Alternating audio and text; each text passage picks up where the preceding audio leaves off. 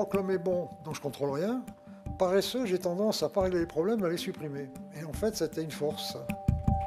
Du marché, sachant que seule une femme comprend une femme, et seule une pharmacienne comprend une pharmacienne. En fait, on écoute le marché, et nous, on l'a pratiqué.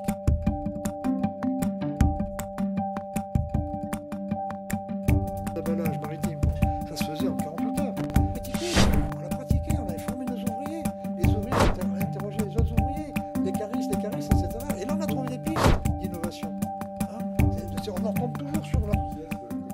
Je crois que partir du principe que l'homme est bon, et puis chercher le bonheur de l'autre, c'est le meilleur moyen de faire du fric. On ne fait pas du fric avec le malheur des autres. On ne peut pas faire un actionnaire heureux avec des clients malheureux, on ne peut pas avoir des clients heureux avec des ouvriers malheureux. C'est aussi bête que ça. Et je pense qu'un ouvrier auquel on impose des cadences avec des primes, il n'est pas heureux. Parce qu'une prime, c'est un os quand on a un chien. Quand on a dit aux ouvriers, il n'y a plus de prime, il n'y a plus de cadence, on pense que chacun a eu depuis 2 ans, on le met dans le salaire, les cadences sont montées de 20 à 30%. Parce qu'avant, ils comptaient dans leur tête, parce qu'ils n'avaient pas le droit d'avoir les compteurs, pour ne pas dépasser le quota, ce qui était épuisant. Là, ce soir, on tape le 44, dans l'entreprise classique, on explique aux gens comment il faut faire, et on contrôle, et on sanctionne par rapport au comment.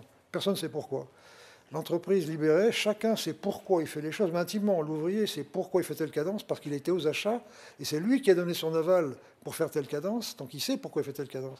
Il est totalement libre du comment. Il règle sa machine, il désigne son propre chef, et tous ensemble, ils décident de leur congé, ils décident de tout seul. On n'a aucune structure.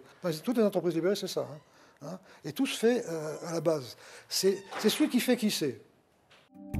Et souvent, 2 ans après, il me dit, tu m'as fait gagner plein de fric, parce que moi, je pensais qu'à 50, il ne faut pas que ce soit le désordre, il faut 2 valeurs limites. Je me suis inspiré du couple et des religions. Dans le couple, il y a 2 valeurs limites. On est libre dans le couple.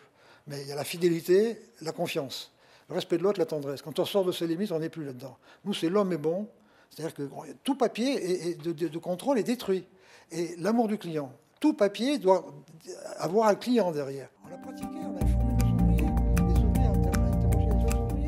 On gère les choses au jour le jour. Comme pendant la crise qu'on a vécue. En fonction du nombre de morts de la veille, on décidait le lendemain, on ne se projetait pas une semaine. Se projeter, c'est une bêtise inventée pendant la structure, pendant les 30 Glorieuses, qui ont fait croire que les business plans, ça tenait, on est infoutu de savoir le temps qu'il fera demain avec 10 satellites, 550 stations au sol. Donc nous, on est dans les présents successifs. Donc il n'y a pas d'objectif. Il y a des visions. Aller vers l'écologie, bien sûr que c'est une vision. Le fait qu'il faut que le client soit heureux, c'est une vision. On a des visions, on n'a pas d'objectif. On constate dans toutes les entreprises libérées qu'il y a ce qu'il appelait un leader libérateur. C'est quelqu'un qui a peu d'ego, qui n'a pas de voiture de fonction à ces conneries-là, pas de secrétaire, il a autre chose à foutre, et qui est un peu un visionnaire, qui est un peu un poète. Mais ce n'est pas un patron au sens dont moi, j'ai passé ma vie à prôner sans jamais organiser. Chaque fois que j'ai organisé, j'ai foutu le bordel. Donc je prônais, je donnais des idées. Ça prenait pas. Et je crois qu'un patron, c'est un montreur d'étoiles. De temps en temps, on dit, tiens, vous avez vu, ça c'est joli, ça. On fait ou on ne fait pas. Mais ce n'est pas quelqu'un qui dirige. On ne dirige pas les hommes. On les oriente au maximum. Je fais de la moto depuis l'âge de 15 ans, parce qu'à l'époque, on pouvait rouler sans permis. L'entreprise libérée, c'est l'entreprise du bon sens, et pas d'a priori. Et je crois que si on n'aime pas les hommes au sens générique, on ne peut pas être un bon patron. Il faut aimer son prochain, mais aimer au sens large, quoi.